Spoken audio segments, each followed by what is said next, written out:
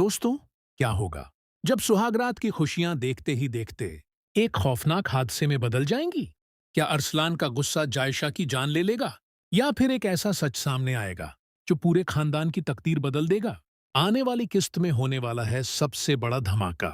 नाजरीन, आने वाली किस्त में कहानी ऐसा खौफनाक मोड़ लेने वाली है जिसकी किसी ने कल्पना भी नहीं की होगी।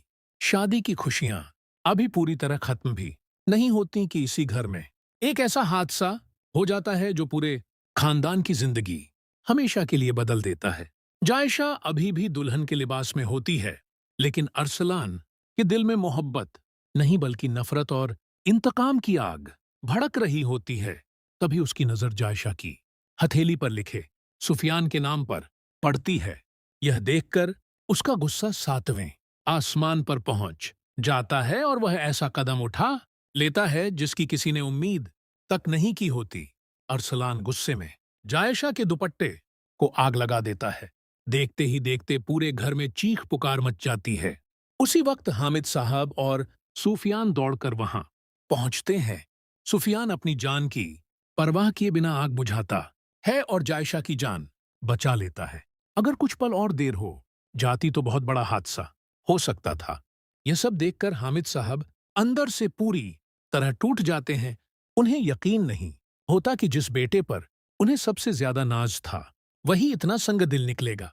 वह सबके सामने ऐलान कर देते हैं कि जुल्म करने वाले के लिए इस घर में अब कोई जगह नहीं है और इंसाफ हर हाल में होगा, चाहे मुजरिम उनका अपना बेटा ही क्यों न हो। शरी बेगम अरसलान को बचाने की पूरी कोशिश करती है, लेकिन इस बार हामिद साहब किसी की एक भी नहीं सुनते।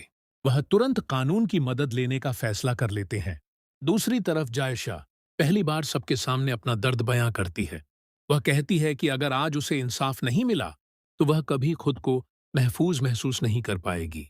इसी दौरान सुफियान की नजर एक बार फिर जायशा की हथेली पर लिखे अपने नाम पर पड़ती है। उसके दिल में कई सवाल उठने लगते हैं। अगर जायशा उसे भूल चुकी थी तो आज भी उसकी आंखों में इतना दर्द क्यों है? तभी जायशा रोते हुए कहती है कि उसके साथ मोहब्बत नहीं बल्कि बदला लिया गया था। उसके ये अल्फाज सुफियान की बरसों पुरानी गलत फहमियों को तोड़ना शुरू कर देते हैं। इसके बाद जायशा वह सच्चाई सबके सामने रख देती है जिसे वह बरसों से अपने सीने में दफन किए बैठी थी।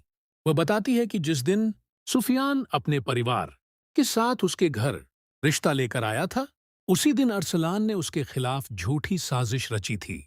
खानदान की इज्जत बचाने की खातिर उसने मजबूरी में अरसलान से निकाह किया, लेकिन उसके दिल में हमेशा सिर्फ सुफियान की मोहब्बत रही। ये सच सुनकर हामिद साहब और सुफियान दोनों हैरान रह जाते हैं।